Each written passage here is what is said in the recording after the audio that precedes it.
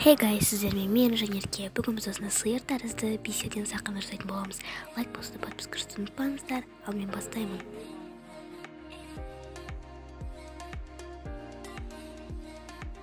Ең алдымен лесканы аламыз.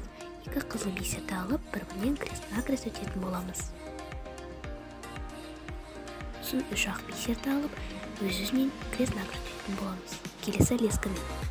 Бізде осылай шығады.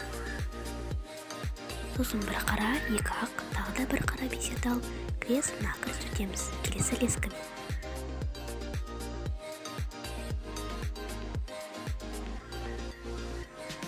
Тартып аламыз. Сосын төрт ақ бисерді алып, тоже крест-накрест өтеміз. Жақсылап тұрып тартамыз. Келесі кезекте екі қара бисерді алып, дәл сол жаңа өткен лескамызбен қара бисерді салған. Соған біріншісіне ең бірінші салған қара бисерге қарай өткіземіз.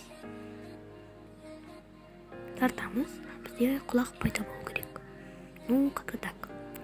Дәл солай екіншісін істейміз. Лесканы алып, ең бірінші салған қара бисерге крест-накрест өтеміз. Қарама-қарсы ойып тартамыз и құлақ шығады. Барлығын жақсылап тартып, жөндеп, түзелеп қоямыз. Себебі бұл қисайып қалады. Болды. Енді үш ақ бисерді алып, тоже крест-накрест өтеміз. Дайын болды?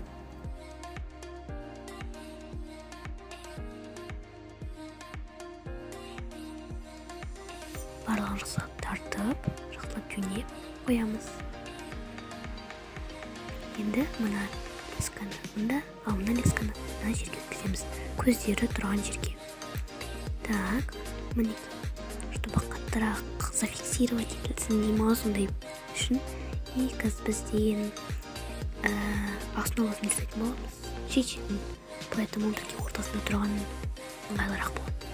Мінекей, осылай болды. Енді қазір өздеріңіз қалаған любой цвет таңыздарды осы екі шетіне өткізесіздер. Міне мен осындай цветті алдым. Негізінде жері ұзынырақ екен, сол үшін уже қарай салатын боламын. Көбірек. И мінекей дайын болады. Қазір осыны қаншалықты саусаңыз келеді сонша бисер салып, потом саусаңызбен өлшеп, потом қиып тастайсыздар артығын. Мінекей достар, дайын болды. Менде осыншалықты шықты. И енді байлап жібереміз. Бірнеше рет, өйткені қаттырақ болса, тем лучше.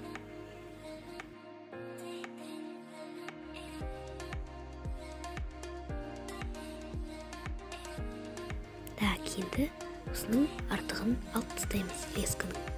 И біздің сиырымыз жөнеп жүреміз. Коровочка. Енді мынаны запаивать етіп тастаймыз. Мінекей достар, бізде дайын болды. Өте әдемі шықты.